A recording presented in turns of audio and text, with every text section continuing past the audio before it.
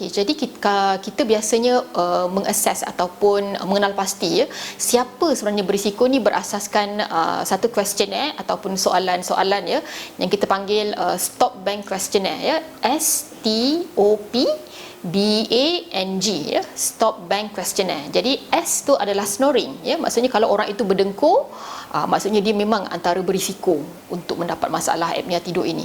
S untuk snoring, berdengkur. T untuk tiredness, orang yang kerap letih pada waktu awal pagi, kerap letih pada waktu siang, mereka juga golongan yang berisiko. Mungkin jika anda kerap letih, mungkin anda mempunyai masalah apnea tidur ini. O adalah observe apnea, maksudnya pasangan tidurnya sentiasa memerhati bahawa pesakit ini kerap berhenti bernafas ketika tidur. Jadi terlihat oleh pasangannya tidurnya kerap berhenti bernafas ketika tidur. P adalah pressure, high blood pressure. Kebiasaannya orang yang ada masalah darah tinggi, mereka juga mudah untuk sebenarnya turut mempunyai masalah sleep apnea tadi, masalah apnea tidur. Jadi P untuk pressure. Dan B adalah untuk BMI, orang yang obese ataupun BMI lebih daripada 35 dan ke atas, mereka berisiko untuk mendapat masalah apnea tidur tadi, obesity.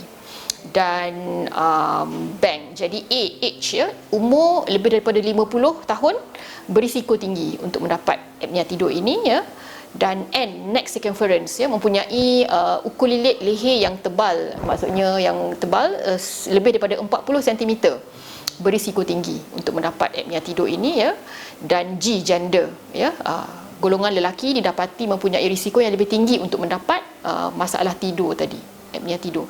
Jadi daripada 8 karakteristik ini adalah sebenarnya 8 golongan yang berisiko. Jadi kita akan kira markah.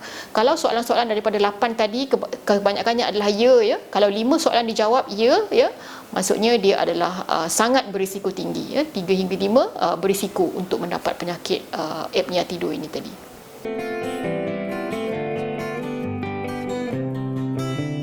Okay, jadi seperti yang kita dah jelaskan tadi, penyakit apnea tidur ini menyebabkan seseorang itu menghadapi masalah kekurangan oksigen untuk jangka masa yang berpanjangan. Jadi walaupun dia terbangun untuk mendapatkan oksigen, tapi sebenarnya secara keseluruhannya pesakit akan menghadapi masalah kekurangan oksigen yang kronik. Jadi masalah kekurangan oksigen yang kronik ini boleh menyebabkan masalah komplikasi yang lebih serius. Antaranya ialah mereka boleh mendapat masalah tekanan darah tinggi yang susah dikontrol. Ada setengah pesakit walaupun dah diberikan 4 jenis ubat darah tinggi, tetap tekanan darahnya tinggi juga. Jadi sehinggalah rawatan masalah apnea tidurnya itu dirawat, barulah kita boleh turunkan tahap darah tinggi itu ke tempat yang ke level yang kontrol. Jadi yang pertama ialah darah tinggi yang tidak terkawal. Yang kedua ialah risiko untuk mendapat stroke. Jadi kajian menunjukkan obstructive sleep apnea ataupun penyakit apnea tidur ini boleh menyebabkan stroke sekiranya tidak dirawat dengan baik. Dan juga yang ketiga ialah masalah serangan jantung, kerana kekurangan oksigen yang berterusan akan semestinya memberi kesan kepada jantung, kerana jantung memerlukan oksigen untuk bergerak dengan lancar. Sekiranya berlaku kekurangan oksigen secara kronik, fungsi jantung akan terjejas. Dan juga masalah buah pinggang, seperti yang kita tahu, apa-apa saja organ dalam badan kita memerlukan oksigen untuk berfungsi dengan baik. Jadi kekurangan oksigen untuk jangka masa yang panjang boleh menyebabkan masalah penyakit buah pinggang kronik juga. Dan juga kajian juga menunjukkan masalah kencing manis juga boleh menjadi timbul sekiranya pesakit ada masalah obstruktif apnea ini juga. Jadi kalau pesakit tidak ada kencing manis, dia boleh mendapat kencing manis.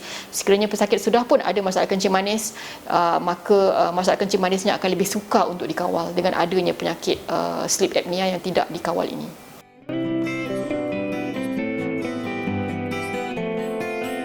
Okey, jadi rawatan yang kita berikan kepada pesakit apnea tidur ini kita boleh bahagikan kepada surgical and non-surgical. Kebiasaannya kita akan berbincang dengan pesakit mana yang dia prefer. Tetapi kalau boleh kita akan cuba elakkan pembedahan lah. Tetapi sekiranya kita melihat kerana punca-punca sleep apnea ini banyak puncanya, antara puncanya adalah obesiti atau kegemukan. Antaranya mungkin struktur gigi yang tidak betul ataupun mungkin struktur tonsil yang terlalu besar. Jadi sekiranya kita rasakan pembedahan lebih sesuai untuk merawat penyakit sleep apnea ini, kita akan refer kepada doktor bedah ENT untuk dia mungkin kecilkan tonsil ataupun buat pembedahan di bahagian tekak untuk membantu merawat penyakit ini. Namun sekiranya kesemua struktur di bahagian lehernya adalah normal sahaja, giginya pun normal, tidak memerlukan apa-apa pembedahan, maka rawatannya adalah CPAP machine ataupun Continuous Positive Airway Pressure Machine, CPAP ya. Jadi Continuous Positive Airway Pressure Machine ini berfungsi untuk membekalkan tekanan udara yang berterusan ketika pesakit tidur. Jadi pesakit hanya perlu memakai mesin ini ketika mereka tidur, di mana ketika mana saluran pernafasannya tertutup, mesin tadi boleh membekalkan tekanan supaya saluran pernafasan tadi boleh terbuka sepanjang waktu tidurnya. Jadi beliau tidak akan terjaga daripada tidur lagi dengan adanya bantuan mesin ini. Jadi ini juga memastikan dia mendapat oksigen yang cukup sepanjang waktu tidur.